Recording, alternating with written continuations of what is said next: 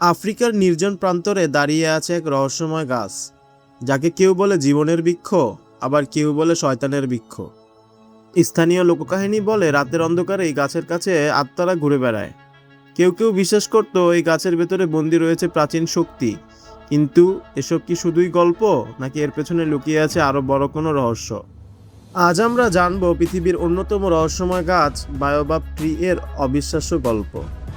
হেই, high, আমি মাহাদি। আপনাদের স্বাগতম অজানা তেপান্তরে। বায়োবাব হলো পৃথিবীর সবচেয়ে অদ্ভুত গাছগুলোর একটি। এটি প্রধানত আফ্রিকা, মাদাগাস্কার এবং অস্ট্রেলিয়ার কিছু অঞ্চলে পাওয়া যায়। বর্তমানে বায়োবাবের মোট 8টি স্বীকৃত প্রজাতি আছে। এর মধ্যে 6টি শুধুমাত্র মাদাগাস্কারেই দেখা যায়। বায়োবাব গাছের উচ্চতা সাধারণত 5 থেকে 30 মিটার পর্যন্ত হতে পারে, কিন্তু সবচেয়ে বিস্ময়কর বিষয় হলো এর বিশাল কাণ্ড। কিছু বায়োবাব গাছের কাণ্ডের ব্যাস 15 মিটারেরও বেশি হতে পারে। আফ্রিকার বিভিন্ন অঞ্চলে বায়োবাব নিয়ে বহু গল্প প্রচলিত আছে। সবচেয়ে জনপ্রিয় গল্পটি হলো একসময় বায়োবাব ছিল সবচেয়ে সুন্দরতম গাছ, কিন্তু সে নাকি নিজের সৌন্দর্য নিয়ে অহংকার করতে শুরু করে। এতে দেবতারা ক্ষুব্ধ হয়ে তাকে উপড়ে ফেলে, তারপর উল্টো করে মাটিতে পুঁতে দেয়। সেই কারণেই আজ বায়োবাবের ডালপালা দেখতে শিকড়ের মতো লাগে। অবশ্য এটি শুধু একটি লোককাহিনী, বিজ্ঞানের কাছে এর ব্যাখ্যা সম্পূর্ণ ভিন্ন।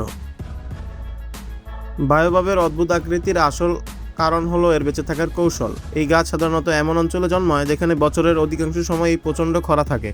তাই হাজার বছরের বিবর্তনে বায়োবাব এমন আকৃতি তৈরি করেছে যাতে কম পানি নষ্ট হয়, পাতা ঝরে যায়, ডালপালা খালি হয়ে যায়, আর দূর থেকে মনে হয় গাছটি যেন উল্টো হয়ে দাঁড়িয়ে আছে। কিন্তু এখানে গল্পের মোড় বদলে যায়। যে গাছকে কেউ কেউ শয়তানের বৃক্ষ বলতো, সেই গাছকে আজ বলা হয় ট্রি অফ লাইফ। কারণ বায়োবাবের কাণ্ডের ভেতর থাকে এক অসাধারণ ক্ষমতা। এর স্পঞ্জের মতো কাঠামো বিপুল পরিমাণ পানি শোষণ করে রাখতে পারে। বড় একটি বায়োবাব গাছ লক্ষ লিটারের বেশি পানি সংরক্ষণ করতে পারে বলে গবেষণায় দেখা গেছে।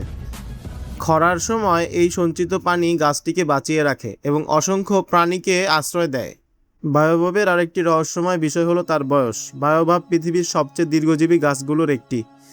বিজ্ঞানীরা কার্বন ডেটিং পদ্ধতিতে কিছু বায়োবাবের বয়স 2000 বছরের বেশি বলে নির্ধারণ করেছেন। অর্থাৎ এই গাছগুলোর জন্ম হয়েছিল যখন পৃথিবীর অনেক আধুনিক রাষ্ট্রের অস্তিত্বই ছিল না। কিছু বায়োবাব এতটাই পুরনো যে তারা শত শত প্রজন্মের উত্থান পতনের সাক্ষী হয়ে দাঁড়িয়ে আছে।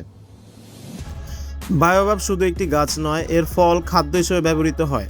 বায়োবাব ফলের শ্বাসে প্রচুর পরিমাণ ভিটামিন সি, ফাইবার এবং অ্যান্টিঅক্সিডেন্ট থাকে। অনেক অঞ্চলে এর পাতা ও বাকল বিভিন্ন কাজে ব্যবহৃত হয়। শতাব্দীর পর শতাব্দী ধরে বায়োবাব আফ্রিকার মানুষের জীবনের অংশ হয়ে রয়েছে। বায়োবাবকে ঘিরে কিছু ভয়ঙ্কর কাহিনীও রয়েছে। কিছু আফ্রিকান লোকবিশ্বাসে বলা হতো রাতের বেলা বায়োবাবের কাছে গেলে আত্মারা পথভ্রষ্ট করতে পারে। কোথাও কোথাও বিশ্বাস করা হতো গাছের ফাঁপা কাণ্ডে প্রাচীন আত্মারা বাস করে। তবে এসব বিশ্বাসের কোনো বৈজ্ঞানিক ভিত্তি নেই। এগুলো শত শত বছর ধরে মানুষের কল্পনা, ভয় এবং লোকসংস্কৃতির অংশ হিসেবে টিকে আছে। তাহলে বায়োবাব কি শয়তানের বৃক্ষ, নাকি জীবনের বৃক্ষ? লোককাহিনী তাকে দিয়েছে রহস্যের পরিচয়, কিন্তু বাস্তবতা বলছে অন্য কথা। এই গাছ হাজার বছর বেঁচে থাকে, পানি সঞ্চয় করে, প্রাণীদের আশ্রয় দেয়, মানুষকে খাদ্য দেয়। হয়তো এই কারণেই ভয়ের প্রতীক নয়, বরং জীবনের প্রতীক হিসেবে ইতিহাস তাকে মনে করে রেখেছে। তবুও সূর্য ডুবে গেলে আফ্রিকার প্রান্তরে দাঁড়িয়ে থাকা সেই বিশাল ছায়াময় গাছটিকে দেখে আজও অনেকের মনে একই প্রশ্ন জাগে, এটি কি শুধুই একটি গাছ, নাকি প্রকৃতির সবচেয়ে রহস্যময় জীবন্ত বিস্ময়?